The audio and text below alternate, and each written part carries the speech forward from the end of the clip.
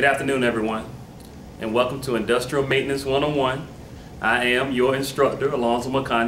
Those of you that were here before already know much about me already. Just to recap for those who weren't here last time, again, my name is Alonzo. I am an industrial maintenance supervisor here at XYZ Company. In our previous session, we had spoke about safety in a warehouse environment and what you can do as a supervisor to make sure that everyone abides by all rules and regulations associated with following safety procedures in a warehouse environment. Today, we're going to take it a step further. We're going to get specific and talk about specific injuries that may occur in the environment, on the job, between you and your employees, and the things that they may experience while on the job. Let's take a look at our performance objective for today.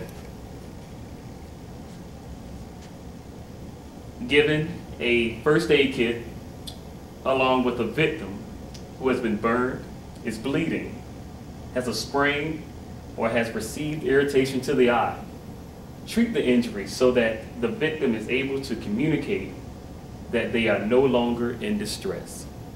Now, why is this important? Can anyone give me any feedback on that? Okay, quiet crowd today. Safety should be your #1 priority in this type of environment. Working in industrial technology, you're going to be dealing with machinery, heavy equipment, and there are going to be a lot of situations where an injury can occur. In fact, I'll tell you a little story. A friend of mine was working in a manufacturing plant, and his name was Ronald, and he was from Illinois, and their job was to take product from a port to the warehouse, organize it in the warehouse using different types of machinery, forklifts and things of that nature, and make sure that they're organized and shipped out to whatever companies that needed the product.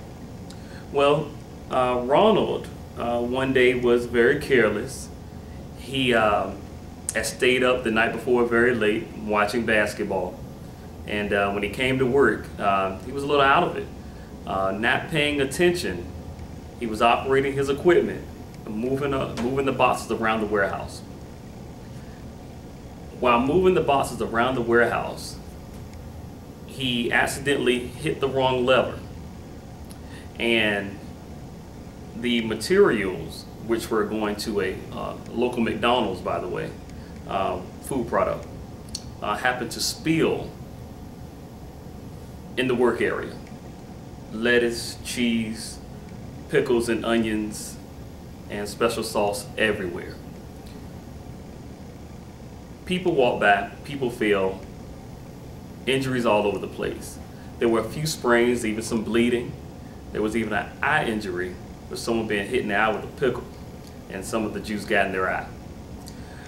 If something like this were to occur, you need to be prepared. You need to be prepared to treat these injuries, and you need to have the know-how of what you do in each particular situation. Has anyone ever had an injury? Has anyone ever been bleeding or burnt or had an eye injury? Yes, you. Tell us what happened.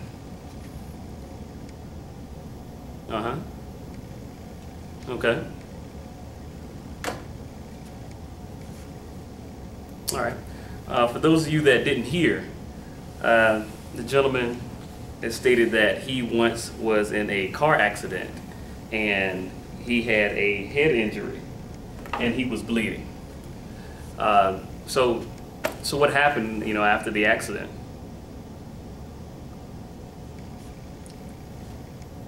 That must have been scary.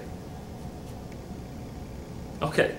All right, well, again, those who can't hear, went to the hospital. He was treated by a nurse using the proper first aid techniques. Well, I'm glad you brought up a situation about bleeding, because we're going to jump right into the lesson today. And I'm going to begin by showing you a YouTube clip of how to treat bleeding, minor bleeding, with using the tactics of first aid. So I'm going to go ahead and play the video, and let's just watch quietly.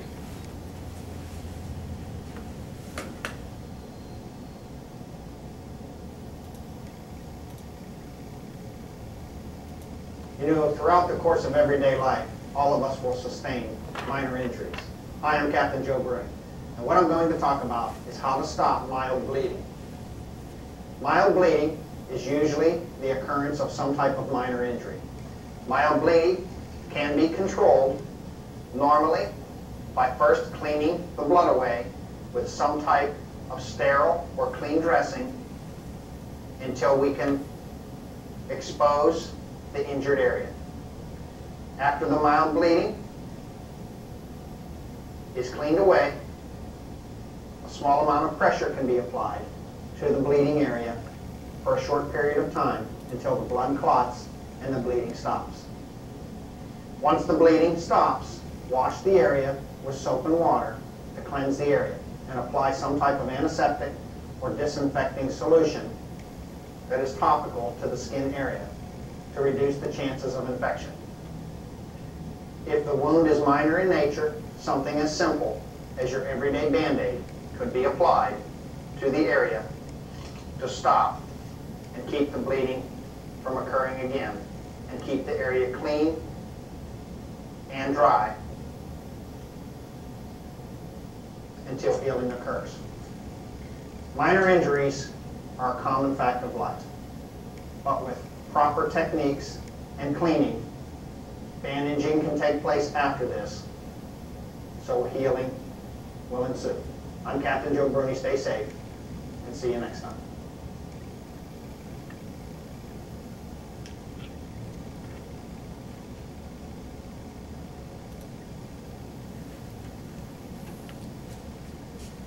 Well, as Captain Joe eloquently put to us, bleeding injuries are a fact of life. They can happen, and even more so prevalent in a warehouse environment. Being an industrial maintenance supervisor, you may run into a bleeding injury from here and there. A couple of things I want to piggyback on from what he said. You want to make sure that you do apply pressure to the area. Applying constant pressure will help stop the bleeding, and you want to make sure that you do not remove your covering until healing takes place. Those are two key points that you want to remember. You want to remember that you have to apply pressure, and you want to remember that you want to keep the wound covered until it is completely healed. Now, I know this is a lot to take in, but just keep in mind that with the proper information and the proper tactics, you'll be able to take care of situations just like this.